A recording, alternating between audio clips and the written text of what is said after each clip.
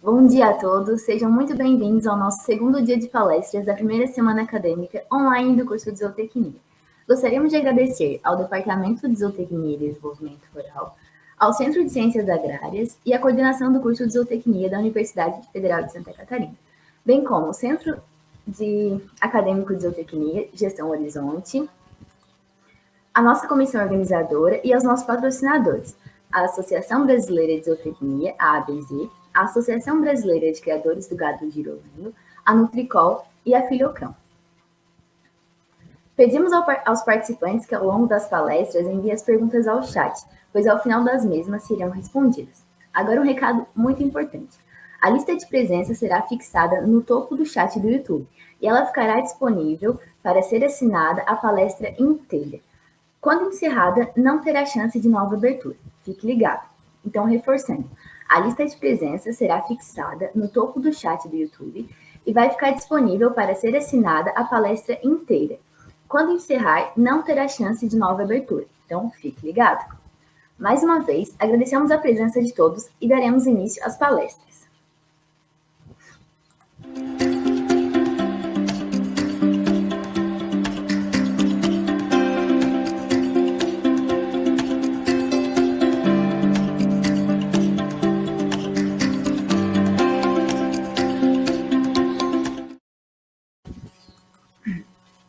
Hoje, convidamos a todos para assistirmos às seguintes palestras, com o nosso terceiro bloco, intitulado Animais de Companhia, no período da manhã. A primeira será o zootecnista como empreendedor no mercado pet, ministrada por Daniel Moreira, e a indústria da ração pet e o zootecnista, ministrada por Gabriel Faria e Silvale Pacheco. Nossa primeira palestra será o zootecnista como empreendedor no mercado pet, ministrada por Daniel Moreira. Daniel Moreira Teles de Menezes é zootecnista. Trabalha com cães desde novembro de 2001. Possui experiência em adestramento, bem como comportamento de cães, onde desenvolveu trabalhos de obediência, correção de maus hábitos, proteção, guarda e passeios nas cidades de São Paulo, Lagoa Santa, Minas Gerais, e hoje realiza trabalhos em Campinas e região. Sua paixão pelo comportamento animal começou ainda quando criança, onde teve no quintal de sua casa, em São Paulo, cachorros, viveiros com mais de 70 pássaros, codornas, pintinhos, gatos, rãs, tartarugas, porquinho da Índia e aquários com peixes.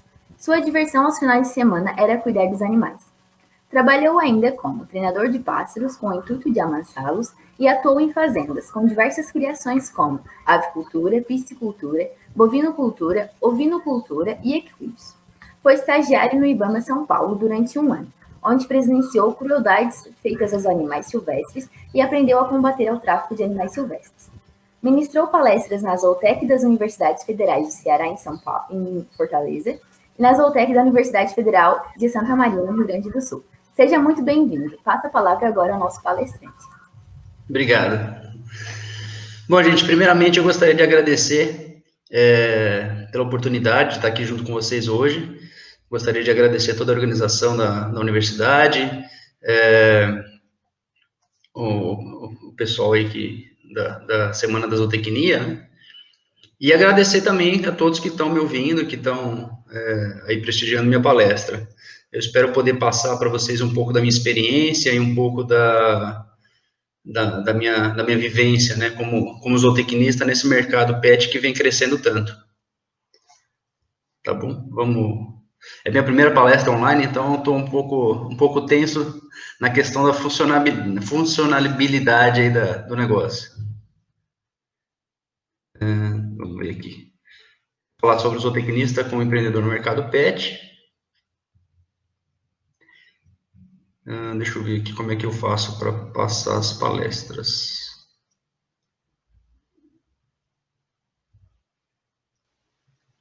Oi, Daniel. Oi. Coloca pra gente no modo apresentação, aí você consegue passar. Ah, tá bom.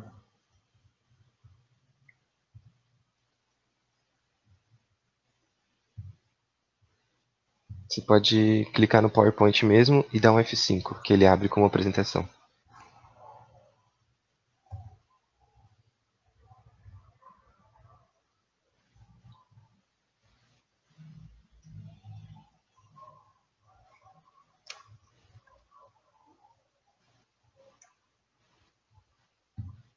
Isso, pode sair também. Boa palestra, Daniel. Obrigado. Bom, pessoal, aqui vou falar para vocês aqui sobre o zootecnista como empreendedor no mercado pet. Esses cães aqui que estão na foto que vocês estão vendo são todos meus. Bom, o mercado pet, estima-se que hoje no Brasil tem em média 139,3 milhões de animais domésticos, sendo 54,2 milhões de cães e 23,9 milhões de gatos. Segundo o Instituto PET Brasil, o Brasil é hoje o segundo maior mercado no mundo do setor, com 5% da fatia de faturamento global, de 625 bilhões de reais, à frente do Reino Unido e da Alemanha, e atrás apenas dos Estados Unidos, que é o líder, com 40,2%. Esses dados eu tirei da Isto é Dinheiro. Mas, assim, falando do mercado pet, a gente pensa só em cão e gato. E, na verdade, o mercado pet engloba muito mais que isso.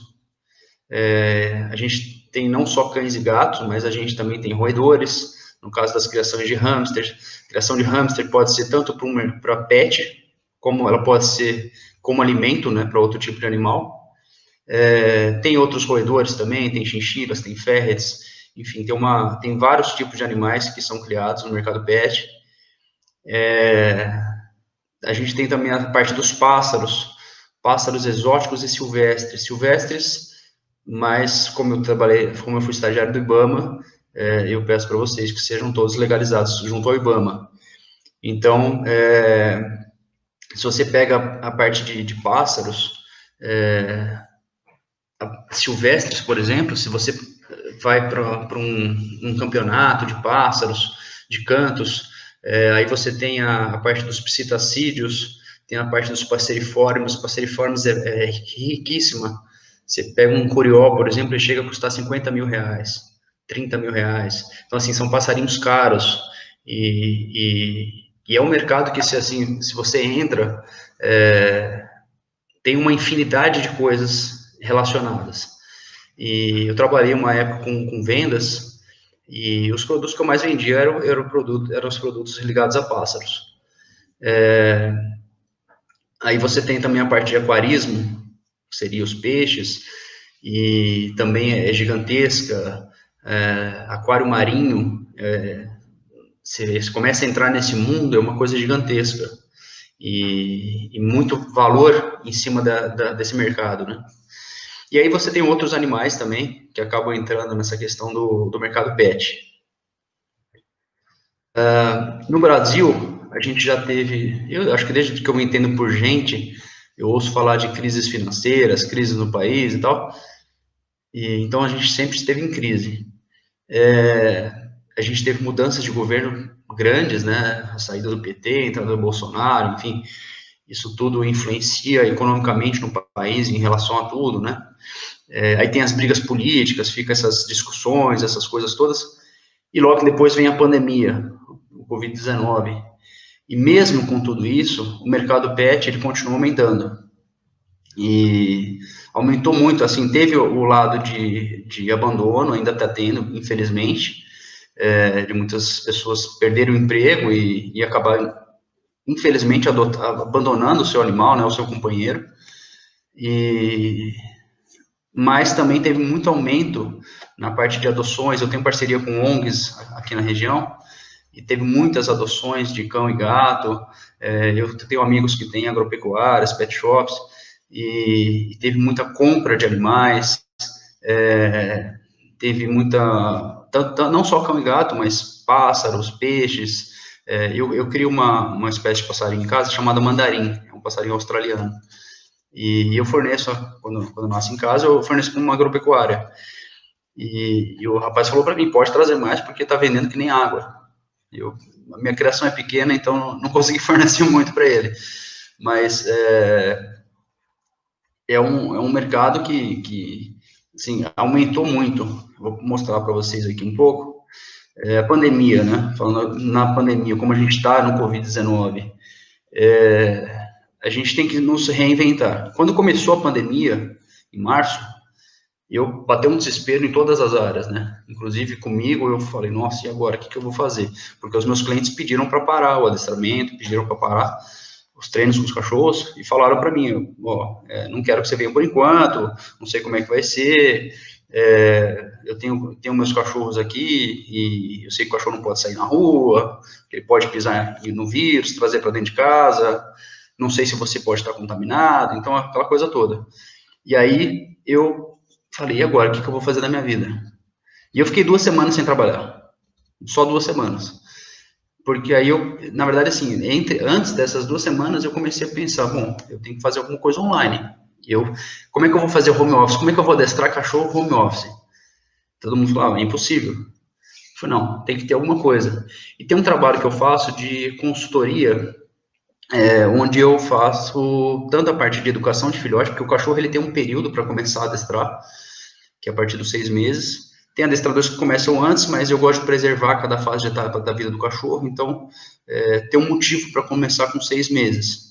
E que o cachorro já tem mais maturidade para obedecer comandos e não influencia depois na vida dele no futuro. Então eu falei, bom, a parte de educação de filhote, de repente eu posso passar online. Fiquei pensando nisso, aí uma pessoa me ligou, falou, você pode vir aqui na minha casa, tal, eu comprei um cachorro e tal, não sei o quê. Aí eu falei, olha, eu não estou indo com esse negócio da pandemia e tal. Ele falou, você não pode fazer online? Posso. Eu falei, bom, beleza, vamos lá. Aí eu falei, aí eu não conhecia os programas nem nada, eu falei, tem a chamada de vídeo do WhatsApp, né, tem o FaceTime, pode dar certo. E aí tentei, fiz a primeira vez, aí fiz a segunda, fiz a terceira e comecei a dar consultorias online, e aí começou a aparecer pessoas de outros estados, eu dei consultoria para Goiás, Rio Grande do Sul, Minas Gerais, Fortaleza, e aí foi indo, e hoje eu tenho sábado, por exemplo, é um dia que eu faço logo cedo aula em grupo, e depois eu faço consultorias online. Então eu reinventei, né? Então, hoje eu tenho isso como, eu voltei para as ruas, estou adestrando novamente na rua, mas eu tenho um dia que eu faço as consultorias online, tem dia que eu faço o dia inteiro da consultoria online, e eu consigo atender outras regiões que eu não atendia. Então, às vezes tem regiões que o pessoal me procura, você pode vir adestrar meu cachorro? Não, a sua região eu não atendo, mas eu faço online, eu atendo online. Então, eu posso tirar todas as suas dúvidas na questão de comportamento, e aí, por eu ser zootecnista, aí eu já jogo para a pessoa. Além do comportamento e do adestramento, eu tenho uma base na questão de nutrição, posso te passar dicas da questão de alimentação, manejo, enfim, tudo que engloba seu cachorro, tirando a parte de doenças, né? E aí cresceu também com essa questão da pandemia, que é a questão da nutrição pet.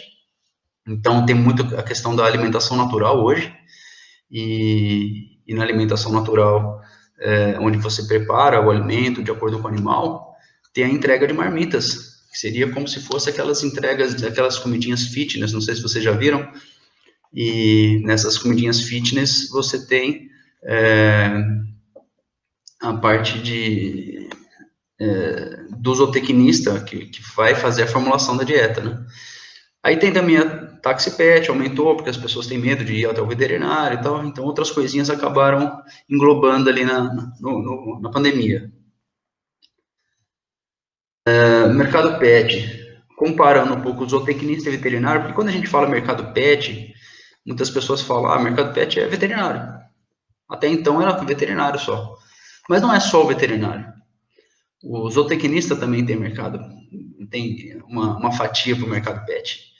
Então, você pega o zootecnista, pensando na zootecnia, que é mais ligado ao comportamento, criação, manejo, genética, nutrição, e aí você coloca ali fábrica de ração, adestramento, você pode entrar na parte de adestramento, e aí você sendo um zootecnista no adestramento, isso é um diferencial.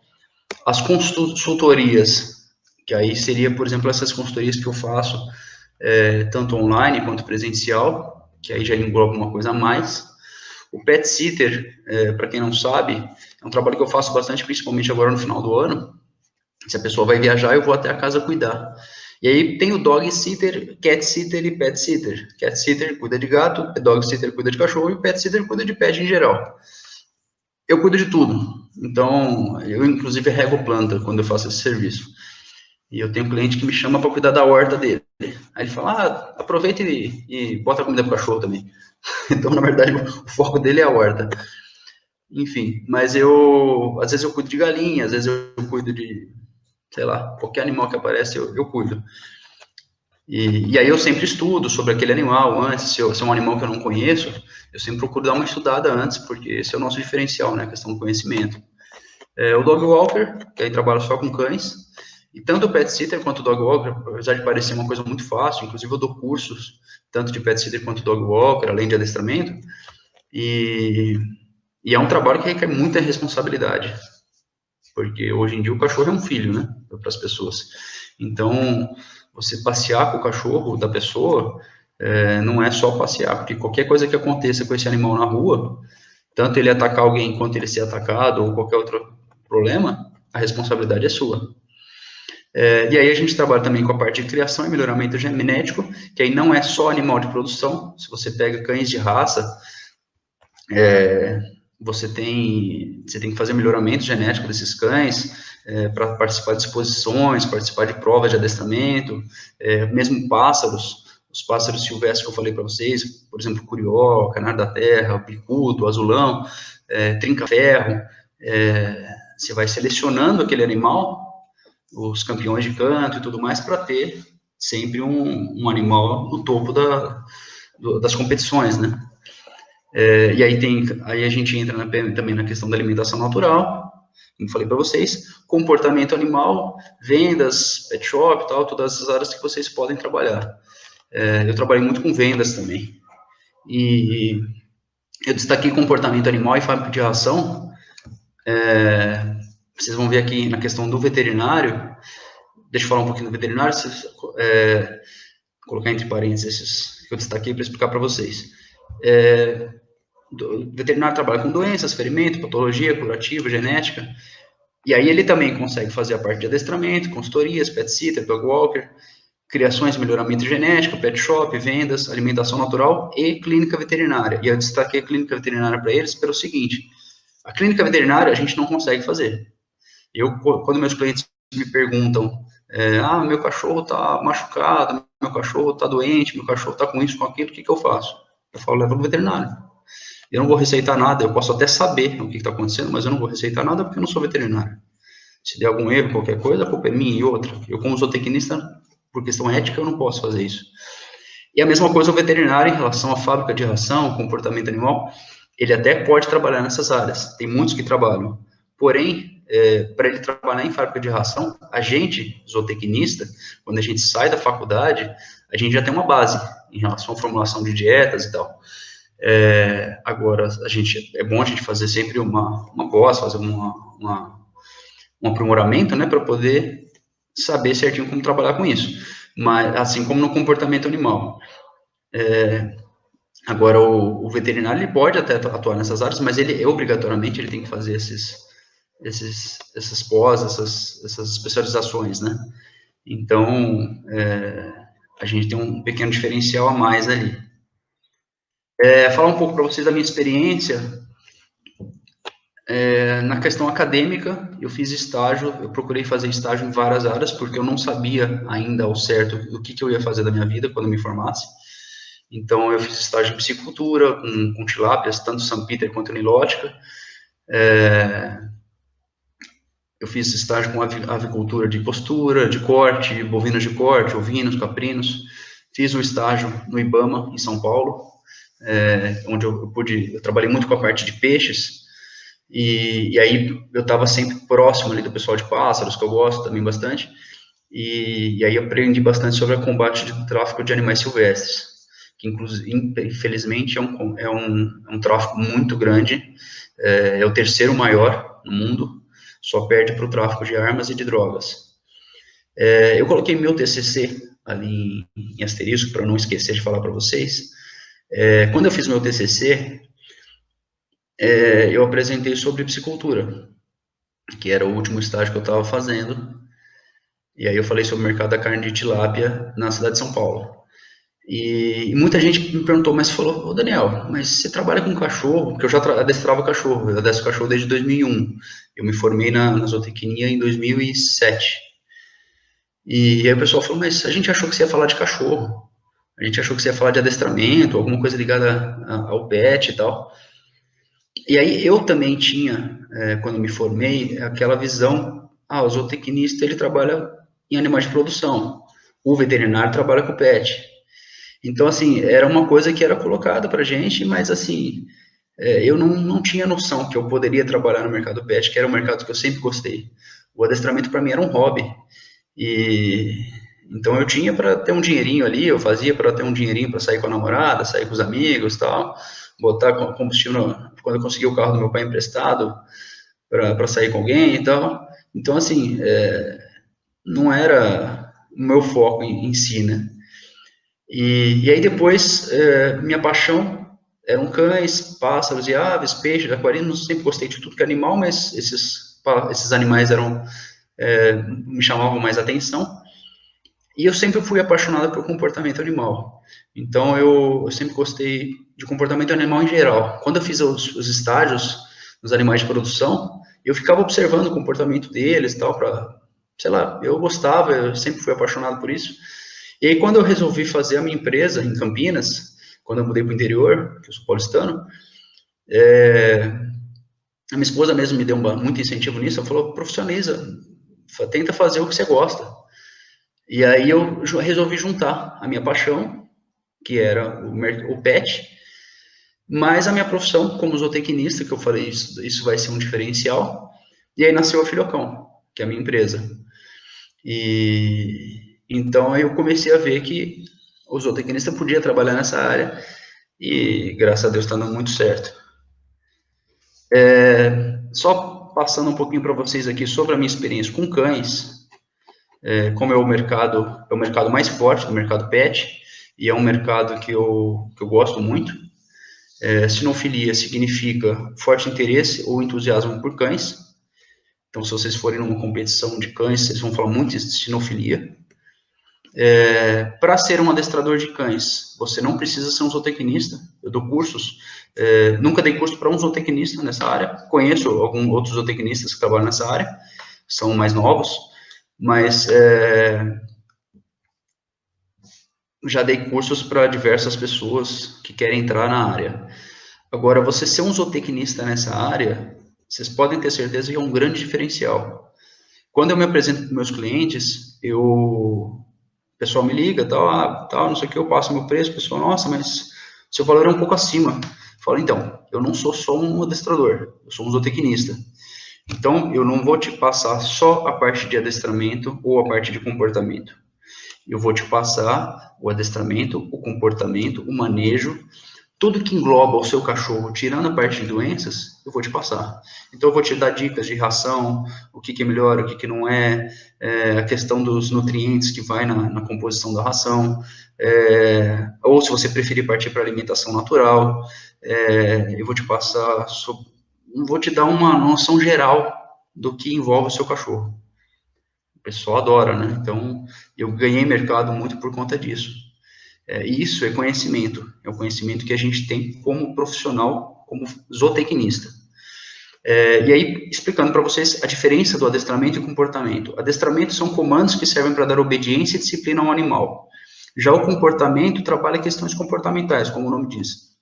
Exemplo, ensinar o cachorro a fazer xixi e cocô no lugar certo, não pular, não destruir móveis, enfim, tudo que envolve a questão do comportamento. Tem adestradores que trabalham só adestramento, tem muitos que aí já tem que ter um pouco mais de conhecimento, mais experientes, ou mesmo zootecnistas, que trabalham só a questão de comportamento. Eu prefiro trabalhar as duas coisas. Uma coisa ajuda a outra. Então, é muito mais fácil você trabalhar o comportamento de um cão que tem disciplina do adestramento. Então, uma coisa completa a outra. E aí, explicando um pouco mais para vocês na questão, vou passar rapidinho aqui, porque não é muito o nosso foco, mas o que é o cão? O grupo de cães é chamado de matilha, família Canídeo, gênero Canis, nome científico Canis familiaris. Ele tem descendência direta dos lobos, do lobo cinzento, que é o Canis lupus. A herança dos lobos, isso é importante saber quando você vai trabalhar com um cachorro, por ele ter herança dos lobos, então ele precisa, você precisa saber do que é importante para o animal. Então o cachorro ele precisa da caminhada, ele tem hábitos noturnos. Muita gente me fala, mas meu cachorro dorme o dia inteiro e fica aceso à noite. Lógico, ele é um animal noturno, ele é um caçador noturno. A questão da caça, grupo, matilha, líder alfa, que tem o líder e o submisso, força, instinto, território, pastoreio, dentição adaptada para comer carne e triturar ossos. Todos os caninos eles caminham na ponta dos dedos. Se você colocar um cachorro para caminhar do seu lado, ele vai caminhar mais rápido que você, porque ele precisa disso para caçar. A domesticação dos cães foi feita há mais ou menos 10 mil anos. O cachorro foi o segundo animal a ser domesticado pelo homem. O primeiro foi a ovelha. Então, cercaram as ovelhas. Muito mais fácil comer ovelha que fica cercada do que você ter que sair para caçar sem saber se vai ter sucesso. Porém, os lobos começaram a caçar essas ovelhas também. Fica mais fácil, né, para todo mundo. E aí o homem resolveu domesticar uns filhotes de lobo para colocar como criar eles junto com as ovelhas para criar uns guardas. Eles que iam tomar conta das ovelhas. O número de cromossomos dos cães é o mesmo dos lobos, 78 cromossomos. E os cães eles são divididos em diversas categorias, que são os cães de caça, os cães de guarda e utilidade, cães de companhia, cães pastores, sabujos e terriers. E aí eu coloquei entre aspas aqui os nórdicos, que aí pouco adestrador conhece sobre isso, a não ser adestradores mais experientes, ou adestradores zootecnistas que procuram conhecimento. Aí é onde entra nós, zootecnistas. Os cães nórdicos são cães mais próximos do lobo, então, por eles serem mais próximos, eles têm características diferentes. Então, o adestramento desse cachorro é diferente de qualquer outro. Então, cães nórdicos, por exemplo, Husky Siberiano, Malamute do Alasca, Akita, Shiba, entre outros, né? Para você fazer um treinamento de um Akita, por exemplo, é diferente de você fazer um treinamento de um labrador, por exemplo. Um labrador você consegue fazer o treinamento desse cão e depois transferir para o dono. Legal. Agora, um Akita, você não transfere o comando. Se esse cachorro vê liderança em você, ele só vai obedecer você. Então, você precisa fazer esse treinamento junto ao dono para você poder ter o sucesso que você precisa, como você está treinando um cachorro de outra pessoa, né? A não ser que o cachorro seja seu. E aí, falando aqui, né, uma questão que é muito forte hoje em dia no mercado pet, é a questão da humanização. Então, eu coloquei bastante cifra na questão do cão humanizado, para vocês verem a diferença. O cão humanizado, hoje em dia, ele usa roupa, ele usa chapéu, ele usa sapato, perfume, ele toma banho toda semana, ele hidrata o pelo, ele tem festa de aniversário, ganha presente, não toma chuva, não rola na lama, não sabe comer grama, ele não sabe nem que ele é um cachorro, para vocês terem ideia. Você pega um cão humanizado, ele, como ele é tratado como pessoa, ele é muito mimado e ele não sabe o que ele é. Ele não tem noção. Ele procura pessoas ao invés de procurar animais. Quando você vai fazer um trabalho de socialização desses cães, ele não quer interagir com os cães, ele tem medo. Ele tem desvio de comportamento, lógico, é o meu maior dificuldade hoje, meu maior, não dificuldade, mas muita gente me chama para corrigir esse tipo de cão. Ele é sensível a doenças, porque ele é super protegido, ele dorme na cama, no sofá, tem cobertor, travesseiro. Já um cão de verdade, ele usa coleira, ele toma banho no lago, tem piscina, na piscina, é escovado, ele rola na carniça, rola na bosta, você pega bosta de cavalo, bosta de boi, ele adora rolar em cima para se perfumar. Eles não gostam do cheiro de shampoo de cachorro, de perfume, porque esses cheiros, quando eles não têm cheiro de veneno, eles têm cheiro de fruta, que é para agradar o nosso olfato, e não o olfato do cachorro. Ele adora chuva, ele adora lama, ele adora grama, ele é um cão, ele sabe que ele é um cão.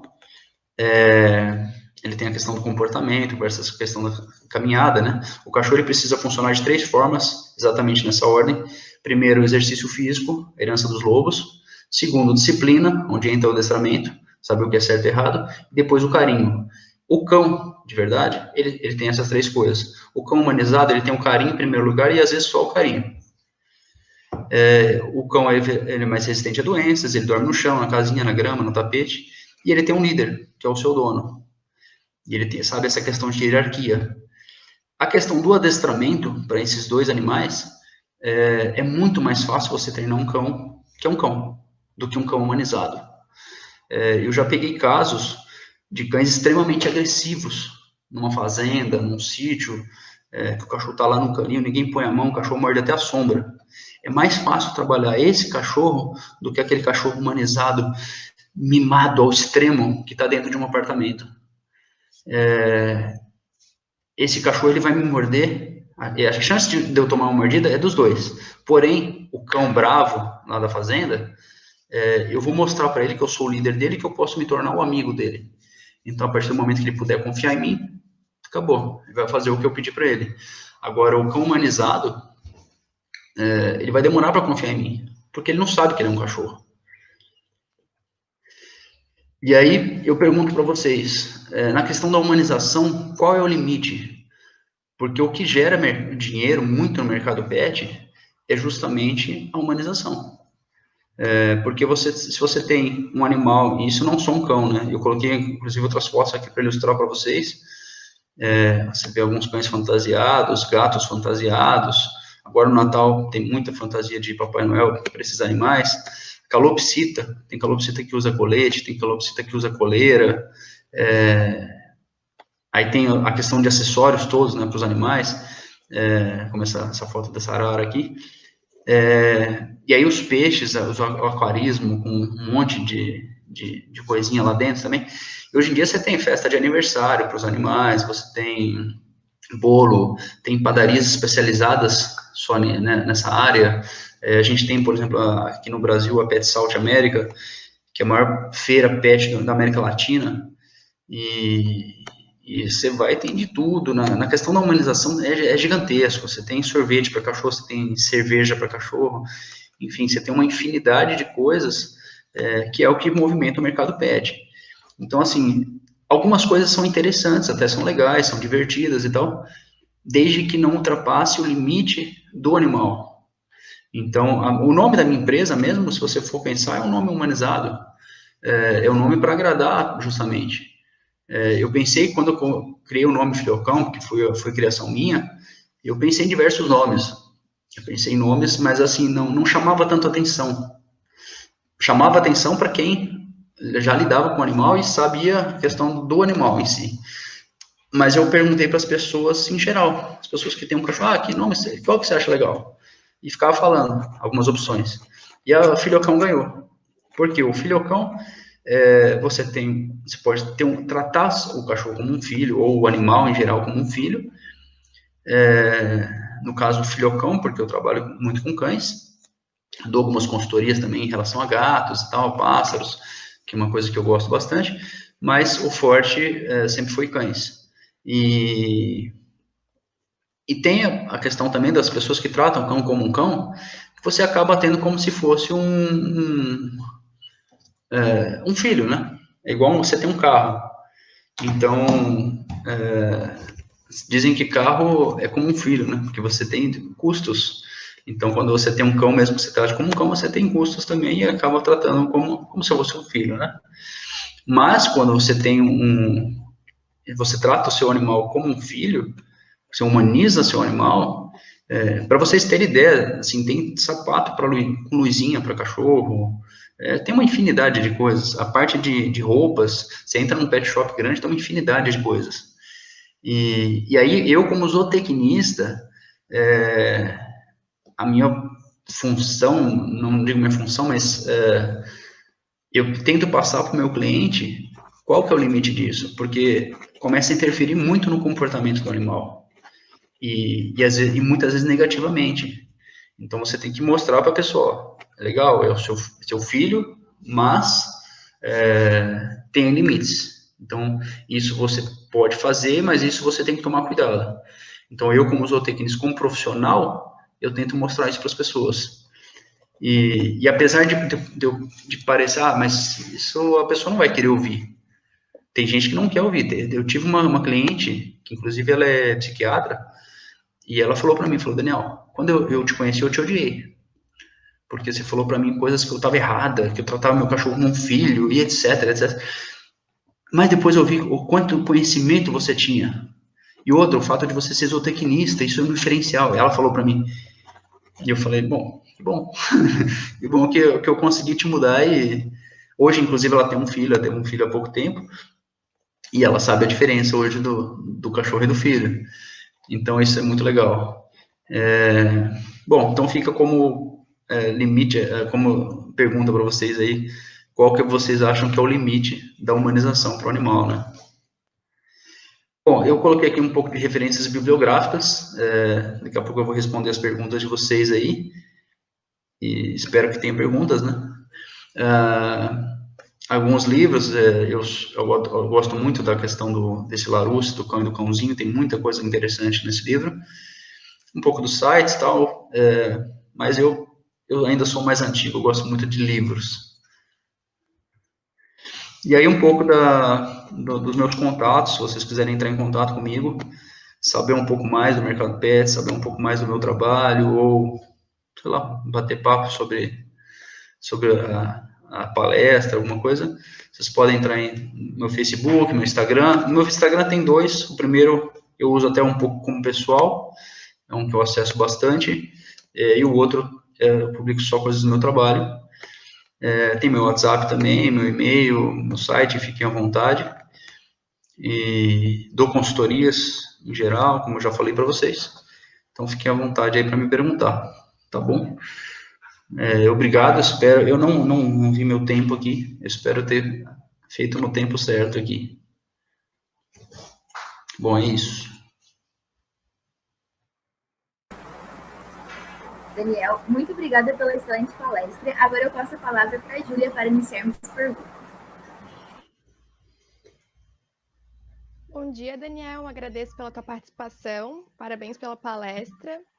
Eu vou Bom te dia. repassar algumas perguntas, que a gente tem bastante perguntas, o pessoal se interessou bastante aí por esse assunto. Então, eu vou começar aqui com a Michelle. Ela perguntou como foi lidar, como tu se reinventou, né, ali no mercado do mercado pet durante a pandemia. Tu até comentou um pouco ali no início, não sei se tu quer reiterar aí essa parte. Então, como eu falei para vocês aí na palestra, eu precisei associar a questão do home office que as pessoas estavam fazendo. E aí, como eu já dava as consultorias presenciais, eu falei, eu vou tentar dar consultoria online. Na parte de adestramento fica um pouco mais complicado, porque você tem que ter o contato com o animal. Eu trabalho muito com a questão de energia, postura, o animal ele repara muito nisso, na questão do cheiro e tudo. Então, na parte do adestramento fica um pouco mais complicado, mas na parte de comportamento em geral, tanto na parte de educação de filhote, como comportamento em geral, que a pessoa tem dificuldade, eu consigo fazer online. Então, eu comecei a dar essas consultorias online. É um valor um pouco menor do que uma aula presencial, mas eu consegui me manter, pelo menos, com essas consultorias. Certo. Também o Luiz e a Tati tinham perguntado, mas era referente também como tu estava fazendo esse adestramento online. O Luiz fez outra pergunta aqui, tá? Te parabenizou pela palestra e perguntou se tu sentiu muita diferença em relação às pessoas não saberem o que é a zootecnia e o trabalho com pet no começo, comparado com o que é hoje em dia. Se elas te conhecem mais, se tu foi divulgando assim, esse teu trabalho. Sim, inclusive nas minhas redes sociais, quando eu falo do meu trabalho, eu sempre publico coisas ligadas à zootecnia também. E aí, às vezes eu faço algumas perguntas, falo, você sabe o que é um zootecnista? Justamente para apresentar. Eu fui uma vez para o Mato Grosso do Sul e eu achei muito legal, porque lá todo mundo sabe que é um zootecnista. Animal de produção, tem muito gado e tal. E todo mundo sabe, eu falei que eu era zootecnista. O pessoal, legal, eu sou um zootecnista e tal, o pessoal conhece. Aqui na minha região ninguém sabe que eu não sou zootecnista. Eu moro aqui no interior de São Paulo e não tem faculdade de zootecnia aqui próximo. Então, muita gente não sabe. Aí, quando eu me apresento, que eu falo que eu sou zootecnista, tem alguns que perguntam, falam, mas o que faz exatamente um zootecnista? E aí eu explico. Agora tem uns que falam, o adestrador do meu cachorro é zootecnista. A pessoa, que legal e tal, não sei o quê. Mas o pessoal não sabe que é o zootecnista, mas pô, legal, ele é zootecnista. Mas eu procuro sempre instruir e falar o que é um zootecnista, né? Então, eu acabo divulgando aí a nossa profissão aqui também, né, na questão do mercado pet. Difundindo o que é o zootecnista realmente, né? Sim. A Camila Marques está comentando que ela tem interesse em atuar na área de pets e que ela pensa em trabalhar com petiscos naturais. E ela queria saber a tua opinião sobre isso. É uma área que está crescendo bastante. Eu fiz até um curso há pouco tempo na área de alimentação natural e eu acho bem interessante.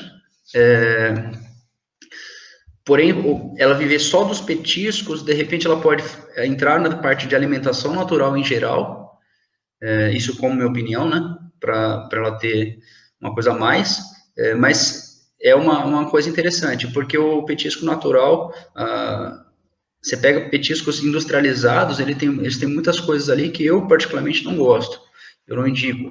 E se você parte para um petisco natural, eu tenho uma amiga, inclusive, que faz os petiscos naturais e eu revendo para ela, porque eu acho muito interessante, é muito mais saudável para o animal, né? Assim como a gente tem buscado muito a questão da alimentação mais saudável para nós, para o nosso animal, principalmente, o mercado pet tem crescido muito em relação a isso.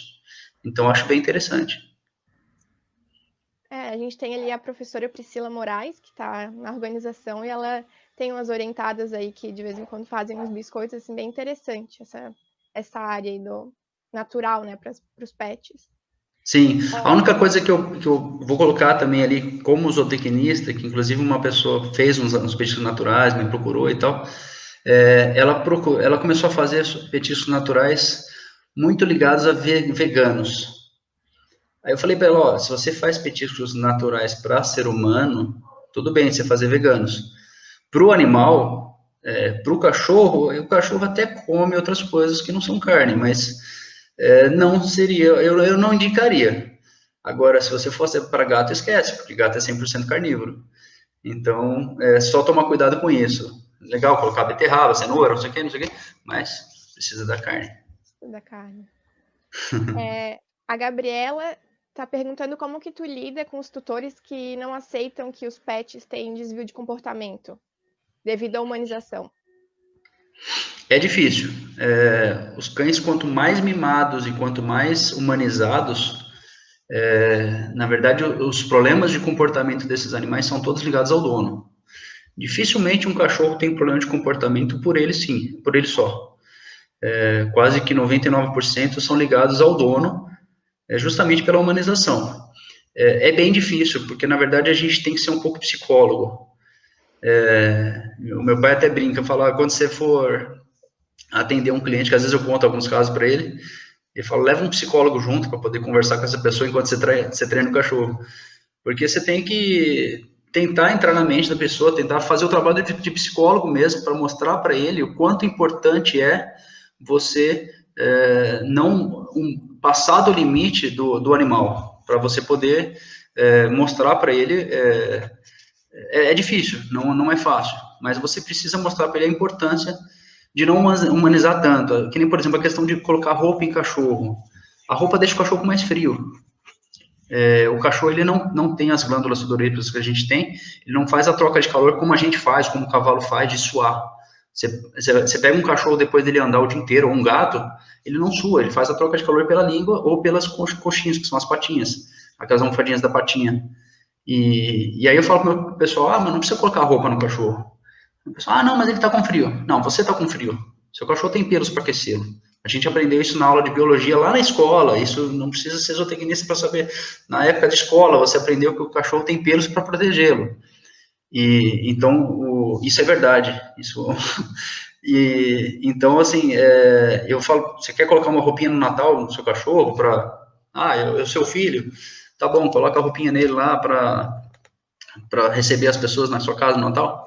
Legal, como um enfeite, como uma brincadeira, tal, mas não com o intuito de que vai aquecê-lo. Uhum. O Arnaldo, acho que pegando esse mesmo gancho aí da humanização, perguntou a respeito como que tu relaciona um pet traumatizado com o humanizado, se isso tem alguma relação, se ele, por ser humanizado demais, pode levar a um trauma. Sim, pode acontecer. O cão humanizado, eu tive hotelzinho de cachorro uma época, e eu falava que eu tinha os cães selvagens, que eram os cães de verdade, e os cães mimados, né, os cães humanizados. Que como eu fazia trabalho, eu sempre fiz um trabalho com ONGs, então eu pego muitos cães que vieram de maus tratos, que aí realmente sofreram traumas, de abandono, enfim, coisas horríveis que eu nem quero citar aqui. Mas aí eu fazia a reabilitação desses cães. E às vezes, quando eu recebia os cães mimados demais, eles eram considerados membros fracos para a matilha. Então, eles não eram aceitos pelos outros cães. Então, eu tinha que separar porque podia dar briga, os outros podiam machucá-los. E ele sendo muito humanizado, eu particularmente, eu até abomino determinadas coisas que fazem na questão da humanização. Porque realmente muda muito o comportamento do animal, ele não sabe o que ele é. Então, acho que o maior trauma para ele é ele não saber o que ele é.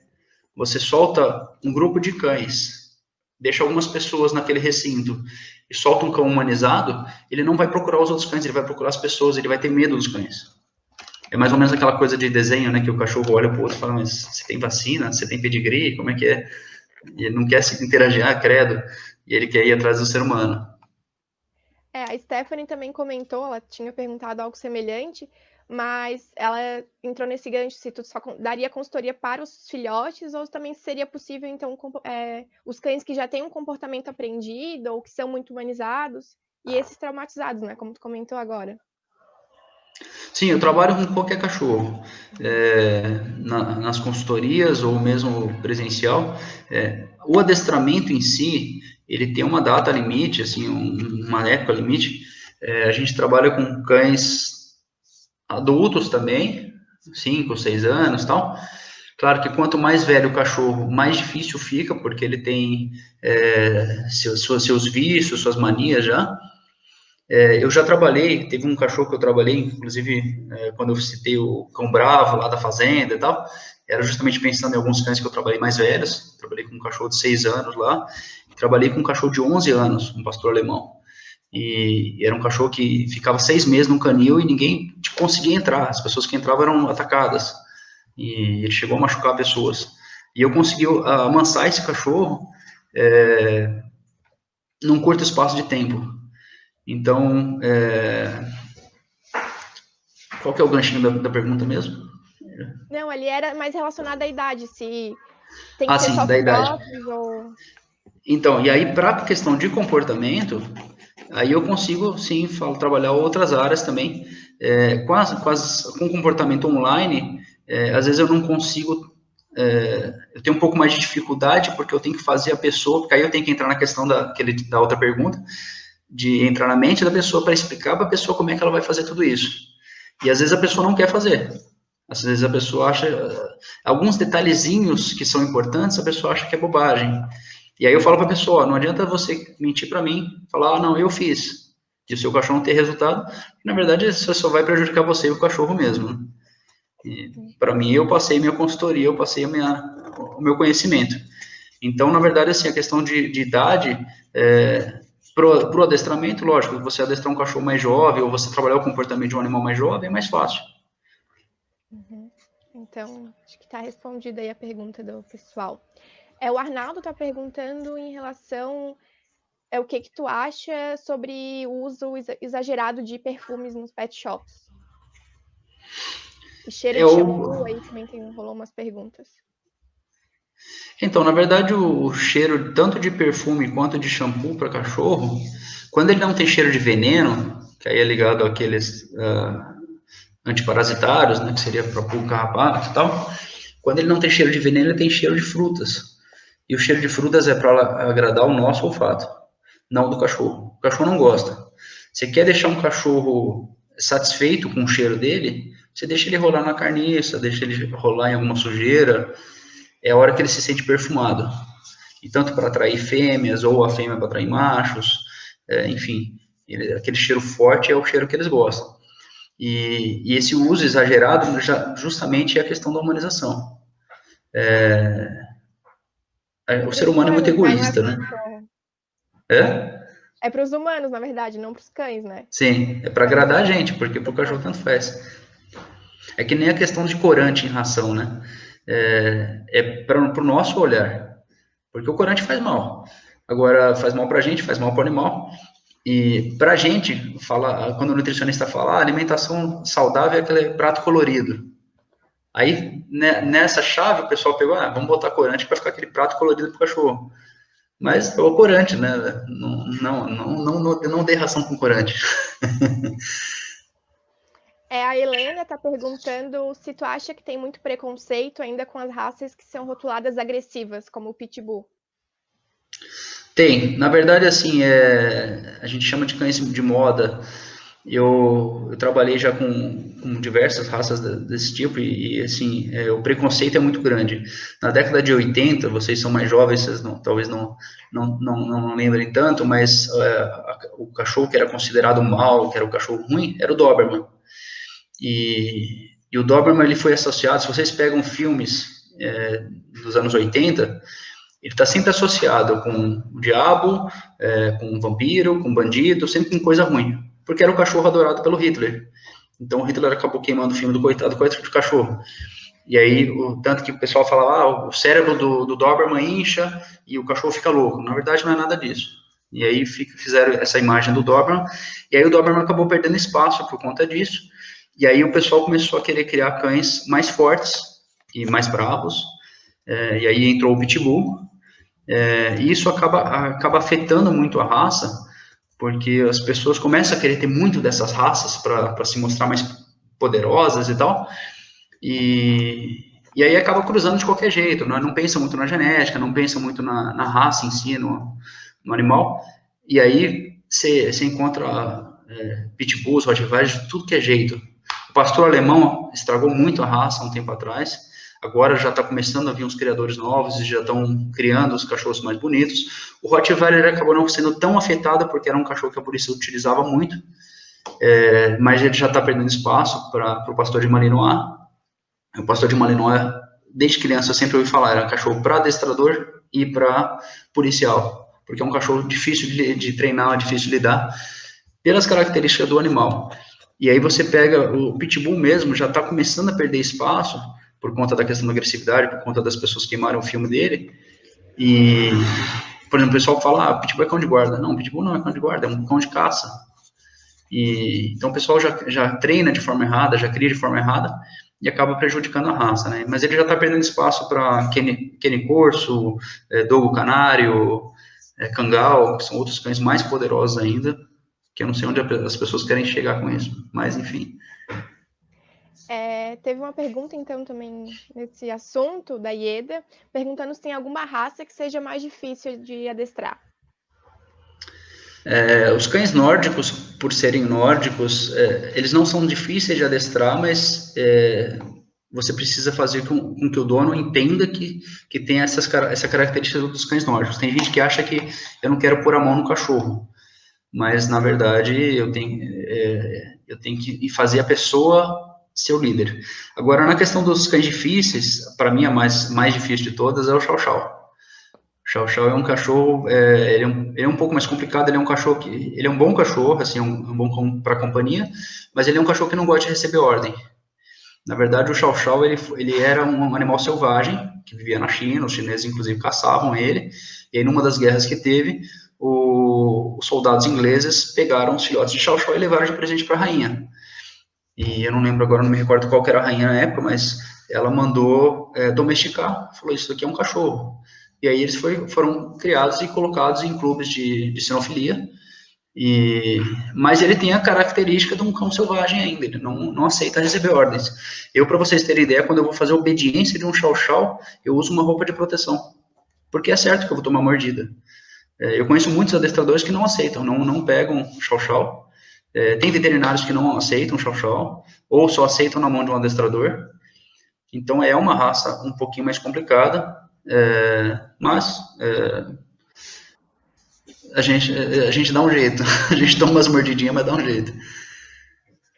Tem um pessoal perguntando a respeito aí também da pelagem do cão, né, sobre a relação do uso de roupas, que a Aline colocou que já assistiu uma reportagem falando que o pelo do cão, na verdade, ajuda a dissipar o calor. Não que a gente pense que tosando o cachorro no verão vai ser melhor para ele. Eu queria que tu comentasse um pouquinho aí sobre isso. Sim, a pelagem do cachorro funciona como a lã da ovelha. É um isolante térmico. Então, você tem raças que você pode tosar e tal, mas eu vejo muita gente agora no calor tosando Golden. Ele fica igual um labrador. E se você pega a pelagem, o calor, o sol no pelo de um Golden, por exemplo, sei lá, vai estar 36 graus em cima do pelo. Se você pega ele tosado, vai para 40, 50 graus. Então, o pelo ajuda a proteger, ele serve como isolante, não vai esquentar o cachorro tanto quanto a gente acha que esquentaria, né? Então, tem raças que são raças de tosa, realmente, mas tem raças que não. O cachorro tem o pelo comprido, mas deixa o cachorro com o pelo comprido. Coloca ele num lugar fresco. O calor é muito perigoso para o cachorro. Morre mais cachorro no calor do que no frio. O cachorro só morre de frio quando ele está debilitado. Mas ele não precisa de roupa, inclusive, porque a roupa, como eu falei para vocês, quando chega, eu sei que meu tempo está acabando, mas quando começa a esfriar, o cachorro faz a troca de pelo para vir uma pelagem mais fina. E quando começa a esquentar, para vir uma pelagem mais grossa. Quando começa a esfriar, quando começa a esquentar, vem uma pelagem mais fina, que é justamente para o cachorro se adaptar ao meio, né? A natureza é perfeita, a gente não precisa interferir tanto. A gente é que complica. É. A Leandra tá comentando aqui que ela tem um eu não entendi, um cão sem raça, né? Um cão SRD. Isso. E como socializar um American Bully de 5 American meses Bully. de diferentes idades. Ela tem 3 cães de raça, ela tem 3 cães sem raça definida mais velhos e ela quer e a interação deles é muito boa. Foi o que eu disse. Tá, é uma resposta um pouco mais extensa. Ele tem que fazer um trabalho de socialização e aí envolve uma série de coisas. Eu teria que fazer algumas perguntas para ela, para poder passar essa instrução certinha para ela, se ela quiser entrar em contato depois comigo. Mas só para vocês todos entenderem, a gente precisa saber se o cão está castrado, se ele não está, qual que é a idade certa desses cachorros. Se forem muitos cães inteiros no território, a tendência da briga, se tiver uma fêmea e mais machos, a tendência da briga entre os machos por conta da fêmea. Se forem castrados, os machos mudam muito o comportamento de um macho castrado, porque ele para de produzir testosterona e, consequentemente, ele fica um pouco mais calmo. As fêmeas castradas não interferem nada, na verdade, só interfere dela não entrar no cio e a questão de saúde. E aí não muda o comportamento, porque a fêmea, quando entra no cio, muda o comportamento. Então, eu precisaria saber outros detalhes para poder responder certinho para ela. Mas o principal é sair para fazer caminhadas. Quando você coloca um outro cachorro no território, no espaço ali, você nunca traz o cachorro para dentro da casa e solta junto. Você primeiro faz uma apresentação na rua. Depois que os cachorros se aceitam na rua, aí você leva para dentro de casa. E aí a caminhada diária é muito importante para todos eles, para baixar a energia e eles não ficarem estressados e, consequentemente, dar brigas.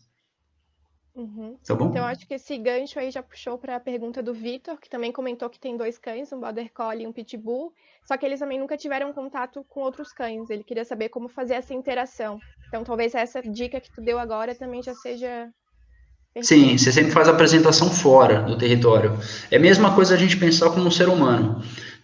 Vamos supor, eu chego na sua casa e você não me conhece. Você vai falar, o que você está fazendo na minha casa? Você vai querer me expulsar. Agora, se a gente se conhece fora da sua casa, depois você me convida para entrar na sua casa, é diferente porque eu sou um convidado. A gente se conheceu primeiro. Então, o cachorro é a mesma coisa. Então, Daniel, acho que foi isso. Ficou, acho que umas 2 perguntas que a gente não conseguiu responder, mas como a gente está meio ali no limite do tempo, se tu quiser daí disponibilizar um contato, teu e-mail para o pessoal entrar em contato, talvez tirar essas dúvidas aí que ficaram. Tá bom, pode. Pode ser? Pode, claro. Tranquilo. Se quiser me mandar o WhatsApp, tem na minha palestra aí, mas se vocês quiserem anotar, é 19-99419-7786. E se quiser repassar para o pessoal, não tem problema, podem mandar. Se tiver depois mais dúvidas também, se o pessoal quiser me mandar. O WhatsApp eu acabo respondendo mais rápido, agora se quiser mandar por e-mail também, eu passo para o pessoal todo aí meus contatos todos, e podem ficar à vontade, se quiserem perguntar outras coisas também, pode perguntar. Então, ficou aí já para o pessoal que ficou com dúvida. Te agradeço, então, mais uma vez, né, por ter contado um pouco da tua experiência, do teu projeto, e também pelo teu patrocínio, né? Lembrando que a Filhocão é uma das empresas que está aí patrocinando o nosso evento. E te devolvo aí a palavra, caso tu queira fazer as tuas considerações finais. Obrigado. Eu gostaria de agradecer a oportunidade, é um prazer enorme estar aqui com vocês, é um prazer enorme poder passar um pouco da minha experiência para vocês. A gente, quando pensa na zootecnia, a gente não pensa no mercado pet, né? Muitas vezes, eu mesmo, quando me formei, não se falava em mercado pet na faculdade, e aí depois, quando eu fui para o mercado, quando a gente entra no mercado, quando a gente se forma, principalmente pensando nos estudantes, é um mercado difícil, é um mercado concorrido, mas você tem que buscar o seu sonho. E meu sonho eu sempre gostei de trabalhar com cães, eu sempre gostei já trabalhava com cães, né, faz 19 anos que eu trabalho com cães, e assim, você tem que buscar o que você gosta. Então, vamos supor, você gosta de peixe, de aquário, então busca se especializar naquilo, busca profissionalizar aquilo, busca ser o melhor do que você deseja. Ou se você quer trabalhar com ruminantes, enfim, procura sempre focar. Então, assim, eu cheguei a fazer um monte de coisa e estava perdendo foco. Até o dia que minha esposa mesmo falou para mim, profissionaliza, foca. E aí eu resolvi focar e buscar o meu sonho, buscar o que eu queria fazer. Hoje eu tenho um apartamento meu, a gente tem um carro, tenho minhas coisas, e tudo através do adestramento, tudo através do trabalho que eu sempre quis fazer. Eu sou daquela pessoa que eu acordo na segunda-feira de manhã, não acordo pensando, começou outra semana. Eu falo, não, beleza, deixa eu ver quais cachorros que eu tenho hoje e tal, e vou trabalhar, tranquilo, assim, em paz, não fico preocupado, frustrado, nada disso. Eu vou fazer o que eu gosto. Era meu hobby que virou minha profissão. Então, procurem fazer o que vocês gostam. E se vocês precisarem, todos vocês aí que estão me assistindo, precisarem de algum apoio, precisarem de, nem que seja algumas palavras, nem que seja conversar um pouco, ou, de repente, se eu puder orientar de alguma forma, eu estou aqui para ajudar. Eu quero que todos sejam felizes, eu quero que todos conquistem o que precisam. O mercado pet precisa de mais zootecnistas. Hoje em dia tem poucos zootecnistas nessa área e está precisando, tá bom? Então, é isso aí. Muito obrigado a todos. E, bom, é isso. Obrigada mais uma vez. Agora a gente vai fazer um pequeno intervalo e volta em 10 minutos com a próxima palestra. Tá bom. Tchau.